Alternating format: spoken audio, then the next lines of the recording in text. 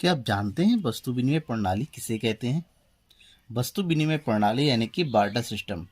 Chapter number 3 मुद्रा और banking के चैप्टर का ये टॉपिक है और समष्टि अर्थशास्त्र का मेरा वीडियो नंबर 8। आज की इस वीडियो में आपको वस्तु विनिमय प्रणाली के पूरे अर्थ को, इसकी कठिनाइयों को, इसकी आवश्यकता को बताऊंगा। इसके लिए आपको पूरी वीडियो को देखना होगा लास्ट तक, और आपने अभी तक मेरे चैनल को सब्सक्राइब नहीं किया है तो चैनल को सब्सक्राइब जरूर कर लीजिएगा। वस्तु विनिमय, यहाँ पर सबसे पहले विनिमय का अर्थ समझिए। विनिमय का अर्थ क्या होता है? विनिमय का अर्थ होता है लेन देन करना, यानी कि लेना और देना, एक्सचेंज करना। यहाँ पर वस्तुओं का एक्सचेंज होता है। ऐसे में वस्तु विनिमय का अर्थ होता है कि वस्तुओं एवं सेवाओं का प्रत्यक्ष लेन देन या प्रत्यक्ष विनिमय। यहाँ पर डायरेक्टली वस्तुओं का वस्तुओं के साथ आदान प्रदान होता है।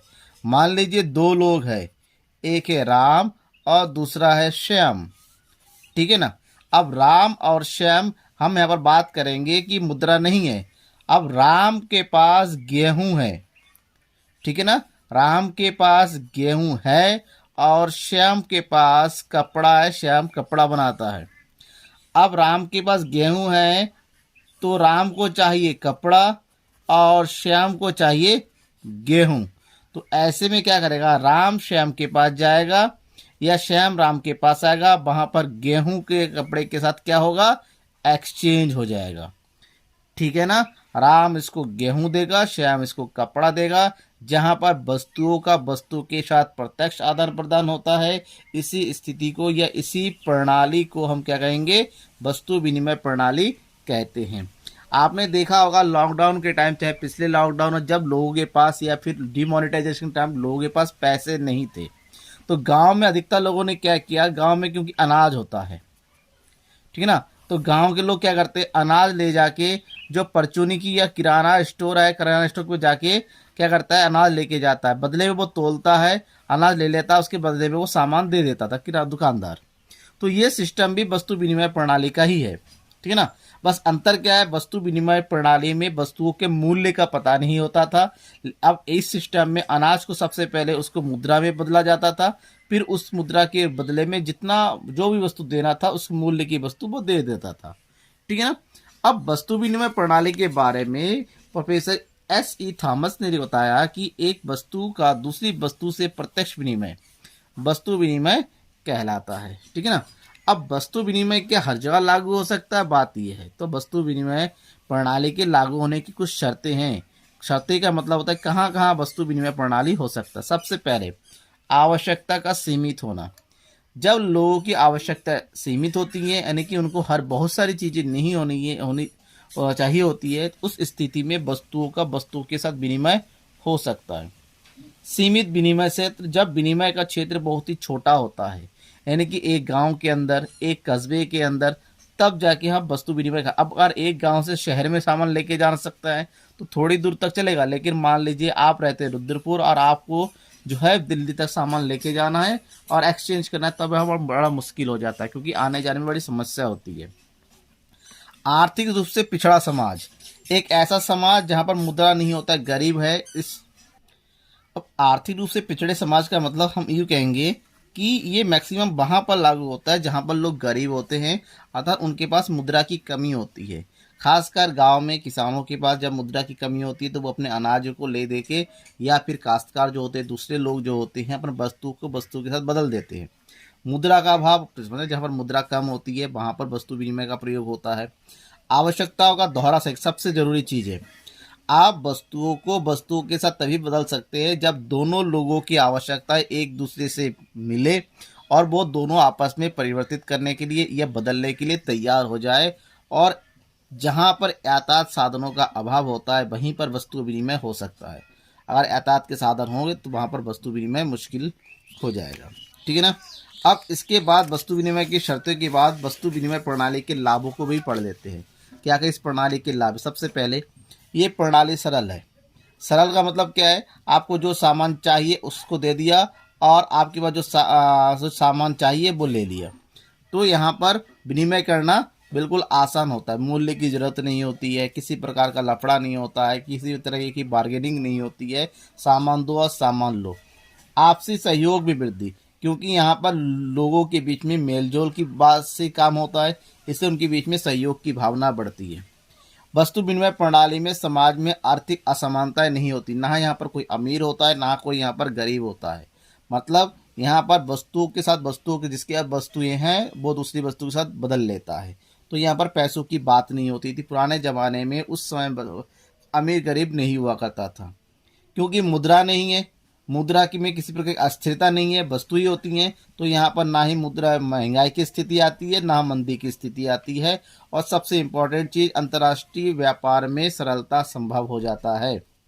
लेकिन ये सब लाभ होने के बावजूद, क्योंकि वस्तु विनिमय प्रणाली होती है, वस्तु को वस्तु के साथ बदलना होता है, दिखने में बहुत आसान लगता है, दिखने में बहुत ईजी होता है, हमें लगता है कि सब कुछ आसान हो जाता हो गया होगा, लेकिन उसके बावजूद वस्तु विनिमय प्रणाली के तमाम दोष है। और वस्तु विनिमय प्रणाली के दोषों को देखते हुए, कठिनाइयों को देखते हुए ही धीरे धीरे उन कठिनाइयों को दूर करते करते मुद्रा का आविष्कार हुआ या मुद्रा का विकास हुआ। तो कौन कौन सी ऐसी कठिनाइयां हैं वस्तु विनिमय में जिनके कारण मुद्रा का विकास हुआ? सबसे पहले दोहरे संयोग का अभाव। दोहरे संयोग का अभाव का मतलब होता है एक ऐसी स्थिति जहां पर दो लोग अर्थात ए और बी ऐसे लोग हो जिनके पास एक दूसरे की आवश्यकता की वस्तु हो, साथ ही साथ उन वस्तुओं को बदलने के लिए वो तैयार भी हो, तब जाके वस्तु विनिमय हो पाता था।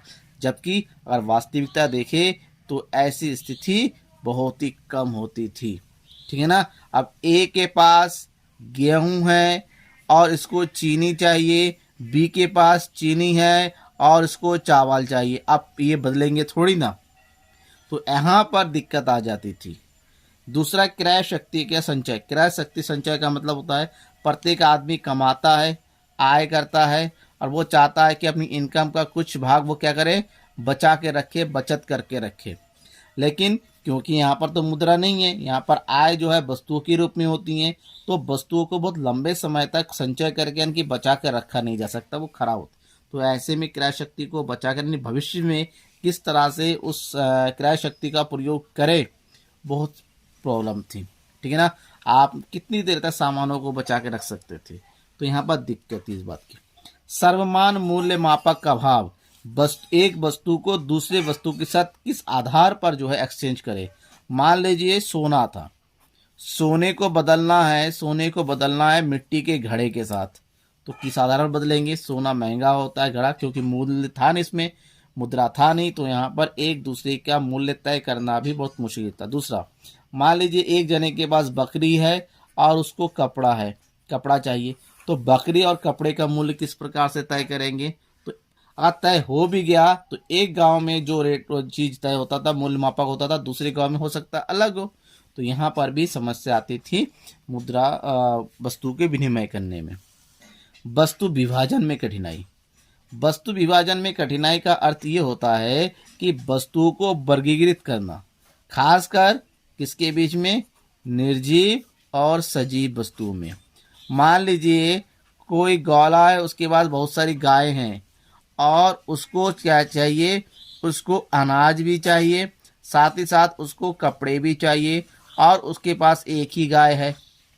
अब गाय के बदले में अनाज और कपड़े, क्योंकि अनाज और कपड़े एक ही आदमी के पास होना मुश्किल है, तो गाय के बदले वो किस प्रकार से अनाज और कपड़े ले सकता था? यहाँ पर वस्तुओं को बांटना भी बड़ा मुश्किल हो। अगर गाय को मार दिया जाए तो यहाँ पर गाय का जो उपयोगिता खत्म हो जाती है, ठीक है ना। तो यहाँ पर जो है अनाज और कपड़े के बीच में गाय को बंटवारा बड़ा मुश्किल होता था। मूल्य हस्तांतरण में अभाव। मूल्य हस्तांतरण का अभाव का मतलब है, दो तरीके से समझाता हूँ। मान लीजिए ए और बी, ए घर में है और बी कहाँ जा रहा है? बाजार जा रहा है। नॉर्मल टाइम क्या करते हैं कि ले बेटा पैसा ले जा, बाजार चला जा। लेकिन जब बी बाजार जा रहा है, ए को भी सामान चाहिए, तो ए बी को क्या कहेगा? मेरा सामान लेके जा, बदले में लेके आना। तो झंझट थी। बी कहेगा मैं खुद अपना सामान लेके जाऊँ, तुम्हारा सामान लेके आऊँ, तो नहीं कर सकता था। दूसरा, अगर मान लीजिए ए दिल्ली में रहता है और बी रुद्रपुर में रहता है, ठीक है ना। तो यहाँ पर ए रुद्रपुर आना चाहता है, तो बी को जरूरत है कि बी जो है दिल्ली जाए। जब ऐसी स्थिति आएगी तभी जो है, तो ए दिल्ली में नॉर्मल टाइम में क्या होता है? दिल्ली का घर हमने क्या कर दिया? बेच दिया, रुद्रपुर में आ गए, रुद्रपुर में खरीद लिया, मूल्य हस्तांतरण हो गया। लेकिन ऐसी स्थिति थी नहीं। ये तब होगा जब बी भी दिल्ली जाना चाहे और ए रुद्रपुर आना चाहे, तब जो है यहाँ पर ये पॉसिबल हो सकता था। और सबसे बड़ी चीज़ भावी भुगतान का। आज हर चीज़ हम लोग क्या करते हैं, क्रेडिट पे लेते हैं, उधारी। आज खरीदा उसका पेमेंट फ्यूचर में करते हैं। इंस्टॉलमेंट सिस्टम आ गया, किस्त सिस्टम आ गया। हम गाड़ी लेते हैं उधार में, घर बनाते हैं, लोन लेकर पैसा धीरे धीरे चुकाते हैं।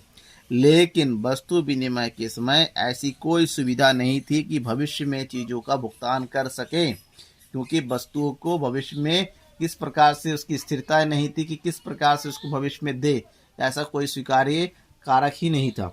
ऐसे में जो वस्तु विनिमय जो है भविष्य के भुगतान संबंधी रूप में नहीं माना जाता था। इससे बहुत ज़्यादा परेशानी आती थी, और खासकर जब उन व्यक्ति का वस्तु खत्म हो जाए तो भविष्य में कैसे वो दूसरी वस्तु को एक्सचेंज कर सके, यहाँ पर भी समस्या आती थी। Thank you.